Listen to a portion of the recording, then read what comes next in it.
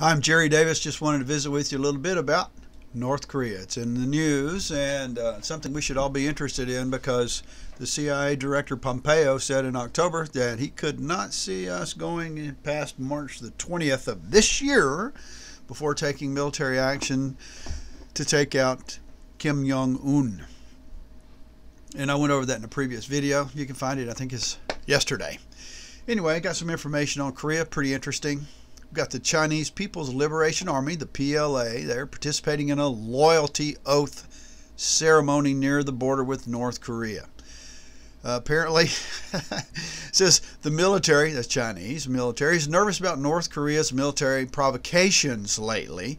So the ceremony was held to make the PLA soldiers promise to never abandon their posts and prepare to fight to the death to protect the nation, I guess against the onslaught of those starving, stick-thin North Koreans who are eating the bark off trees. They need to, I don't know why China just ought to incorporate, make a deal with the United States and let the Chinese have North Korea, or but the Chinese don't want that because they need a buffer state. We have all those troops and soldiers in South Korea, and the Chinese, they're smart. They definitely need to keep the United States at bay. They don't need to surrender to us. They don't need to become American property. They're China. Did I say property? I meant to say property. Sometimes my speech is so good. Anyway, it says this marks the first time that the Chinese authorities have conducted a war-related loyalty oath ceremony near the North Korean border. So it's just kind of interesting. Residents in the area are saying that it feels like a sign that war might actually break out. But I think the key thing here was to make the PLA soldiers promise to never abandon their posts. They don't sound like professional war fighters to me. All right. Looking at something else, we have some soldiers here that are gathering food. They don't have any food in North Korea. International sanctions and a poor harvest because of drought, difficult times. Army conscripts are dealing with the failure of the authorities to provide sufficient food rations. And there's a quote here: more people are worried about food this year than last year. International sanctions will continue to mount and soon cause even more problems. So North Korea is in a bind. They don't have enough food to feed their soldiers, and they don't have enough food to feed the police. The people can starve to death. I mean, I know Kim Jong-un, he'll feed dead people to his soldiers and tell them it's spam before he'll feed the people. I mean, he's a nutcase. He is insane. He is a murderer. He has the heart of a murderer. The soul of, I don't know if he has a soul, but anyway, he has the heart of a murderer. Government bodies like the military and law enforcement organs received priority. Okay, this is food delivery, but they are apparently receiving less in food distribution this year as well. According to the source, the military is well short of its required annual food rations, and law enforcement agents have received less than half of what they received last year. So they're in dire straits. I mean, the law enforcement people, these are the slave masters, if they've gotten less than half of what they got last year, Korea has to act. They have to do something. Something must happen, because they're just going to starve to death. I mean, how's he going to win a war with no soldiers? You're not going to. Even the soldiers he has, if he doesn't have food to feed them, now you think, well, maybe he has some in storage, and he probably does. I mean, certainly he's got to. I mean, the guys, he is seemingly intelligent. Anyway, border military forces have been given time off to go and collect food and bring back. The soldiers are being sent home for months at a time to gather food and bring it back.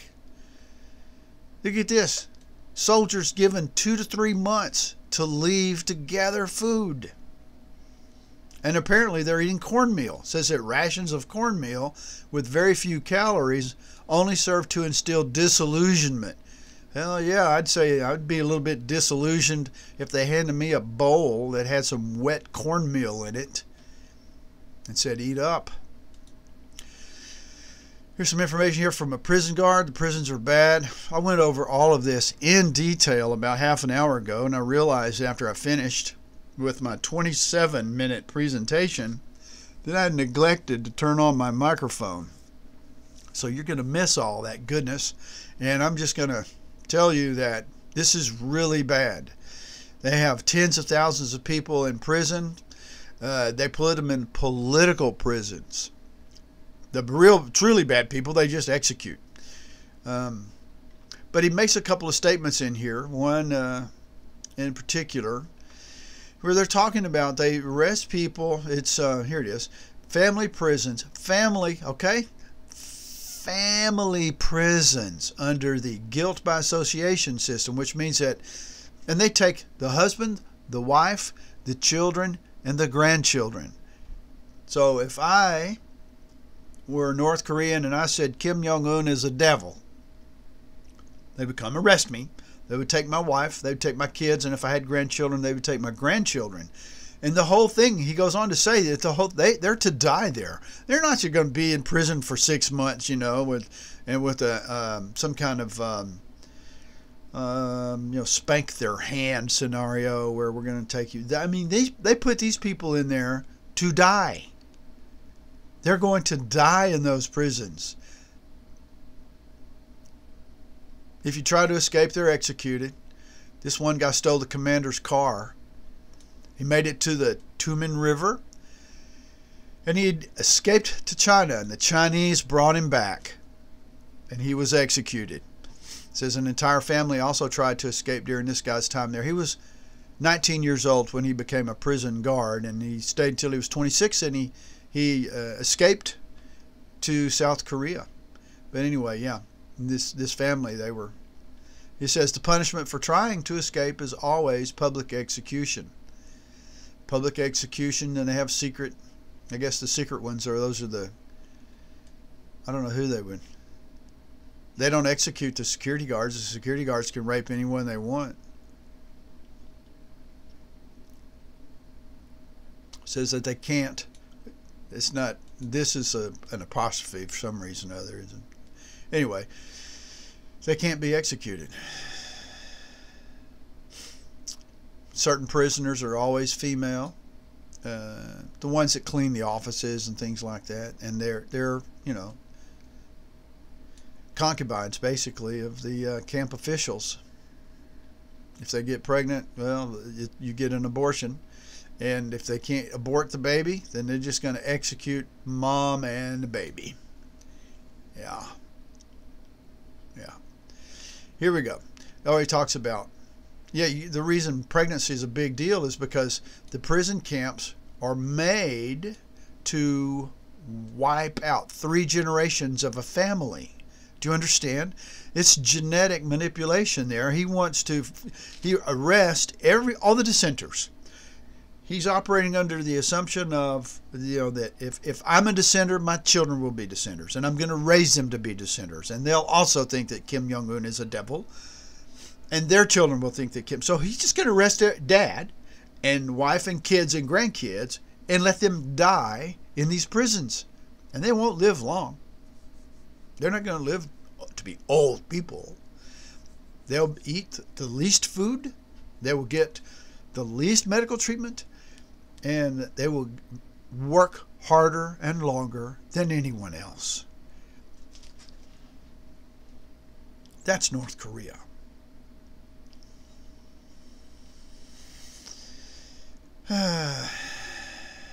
Torture, violence, sexual assault, forced labor, starvation, summary executions.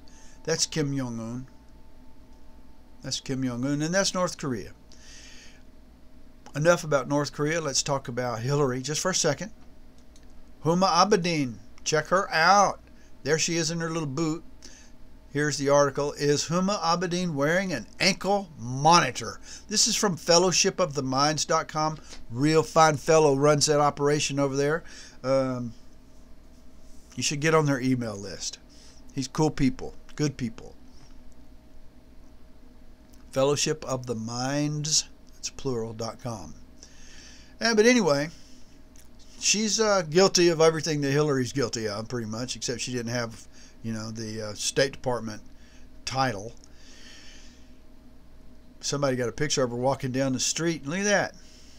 She's got on bell bottoms. Nobody wears bell bottoms. This is 2017. But check out, what is that right there? See that vertical line? There's a close-up. Look at that vertical line. And that made somebody think ankle bracelet, because Hillary's got that boot on, from a broken toe that she allegedly broke, falling over backwards. She broke a toe months ago, and she's still wearing a boot. I mean, I've broken my little toe a couple of times, probably 3, 4, 5, 6. And you just put on a sock, put on a shoe, and keep on going. But check that out. Check that out. That looks just like an ankle bracelet. I think she's guilty, folks. Look at that. I think she got, because Hillary's got one on. I think John McCain might have one on too. He had it on his left foot. Yeah, for weeks. And then at his daughter's wedding, he had it on his right foot. Yeah, that definitely might be an ankle bracelet on him too. Should be. He's the one that took that dossier over to Comey. That never comes up. Ever, nowhere, anywhere. Nobody ever mentions it. But it was John McCain who took that made up, completely fabricated, false what they call a dossier. It's just basically here's a put together, a put up that you can use to try to get Clinton, try to prove, not Clinton, Trump, that proved that he was in collusion with the Russians. That he was talking to them, but which is legal. Man, they hate Trump because Trump does represent the people, the left and the right. He apparently has some kind of relationship with Yahuwah. Something's going on there. I pray for Trump. I voted for him, and I had another website. It was fairly well trafficked, but I know I had 70 or 80,000 people that were influenced to vote for Trump because I had some great stuff on there. And right until I started, when Comey got fired, and I started hammering on Comey, I said, here he's as guilty as Hillary is. He's a cover-up, blah, blah, blah. Within a week, my website had been attacked from the inside, from the server, which was, located maybe 1,500 miles from my home. That server was penetrated. All of my websites were poisoned, and my hosting company shut me down. It scared them to death, and it was after I started on Comey. Comey. What a dirtball he is. Tall though. That dude's about 6'4". He's got to feel pretty conspicuous when he's doing the perp walk. He's walking down the hall, with all these people. Oh, this is funny. This is over in UK. This lady was going to get a pap smear, so she requested a female nurse. She wanted to be seen by a female nurse, so they sent in this trans.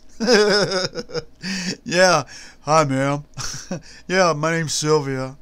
I'm going to go ahead and give you your pap smear.